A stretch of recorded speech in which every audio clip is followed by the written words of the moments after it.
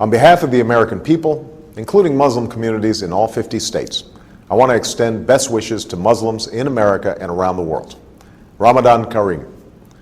Ramadan is the month in which Muslims believe the Quran was revealed to the Prophet Muhammad, beginning with a simple word, Iqra.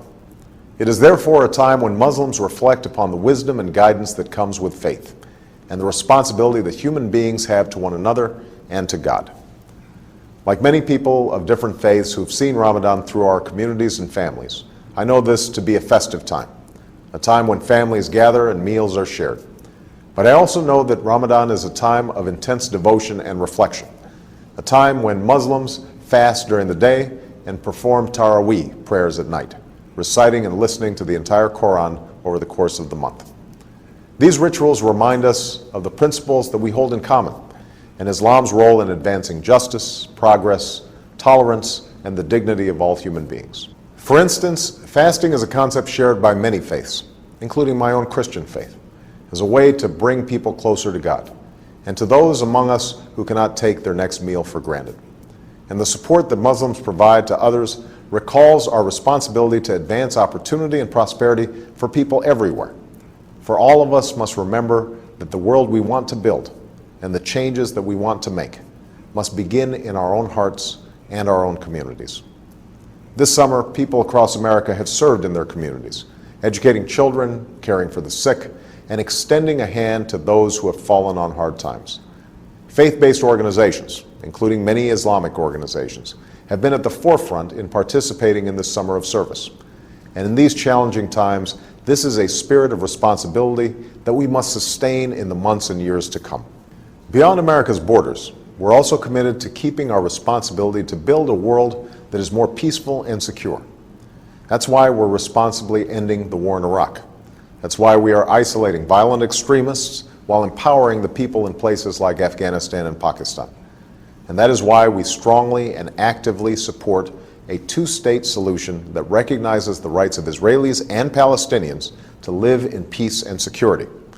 That's also why America will always stand for the universal rights of all people to speak their mind, practice their religion, contribute fully to their society, and to have confidence in the rule of law. All of these efforts are a part of America's commitment to engage Muslims and Muslim-majority nations on the basis of mutual interest and mutual respect. And at this time of renewal, I want to reiterate my commitment to a new beginning between America and Muslims around the world.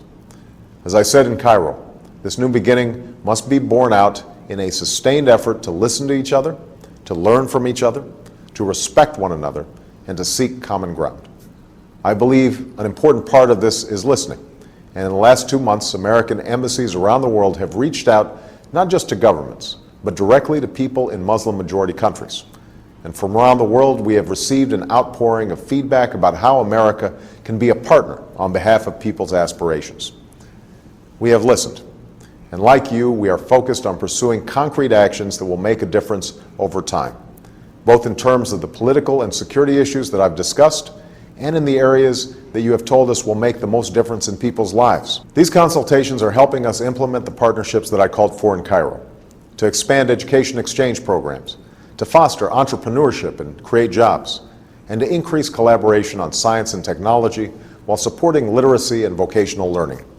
We're also moving forward in partnering with the OIC and the OIC member states to eradicate polio, while working closely with the international community to confront the common health challenges like H1N1, which I know is of particular concern to many Muslims preparing for the Hajj.